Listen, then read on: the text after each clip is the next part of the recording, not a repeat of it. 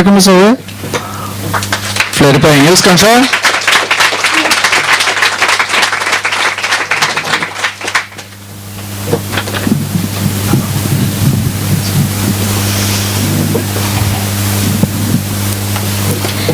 Amaranth. No one noticed me at my funeral. Inside the Claremont Cemetery Chapel, the same place I'd said goodbye to Grandma Hamilton 4 years earlier, I stood at the back of the room listening to my eulogy, delivered by a stranger, a man whose soothing voice was designed to assure those listening that death meant peace. He couldn't know how wrong he was.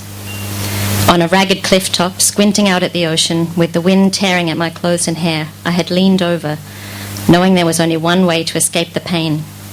I held my breath and let myself fall. The relief was instant, absolute.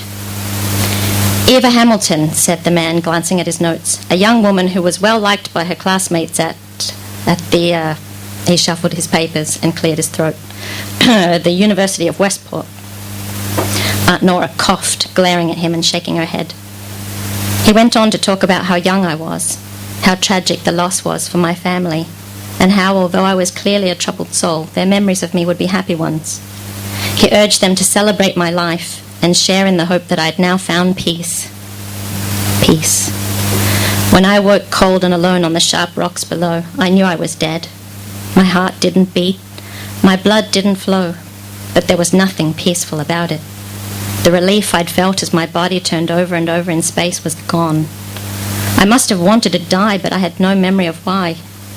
Eternity yawned before me, offering me neither peace nor rest. What was in that coffin? Surely not my body. I looked down at my hands as if maybe I'd be able to see through them, but they were as real and solid as ever. The floor beneath my feet, the chapel wall at my back, everything about me was real. Horribly real. The last hope of this being a nightmare slipped away. After the service, my mourners moved outside to the graveyard. My dad, assisted by Uncle George, Uncle David, and 3 of my friends from college, bore my coffin with quiet dignity while Mum followed behind, her head bowed. My mourners, speaking in those dampened tones the politely grieving always use, whispered about how I'd been so young, seemed so happy.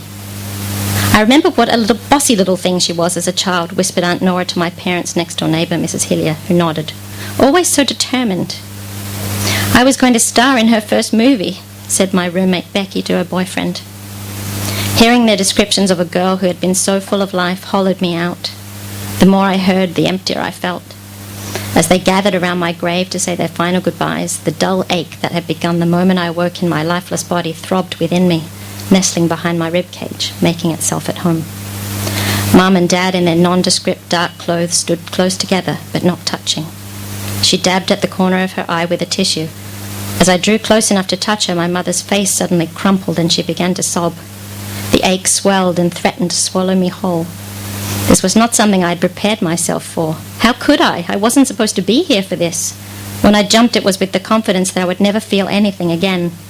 Now Mum's tears were mine to remember forever, as was Dad's grimacing face as he braced himself against one more of life's trials.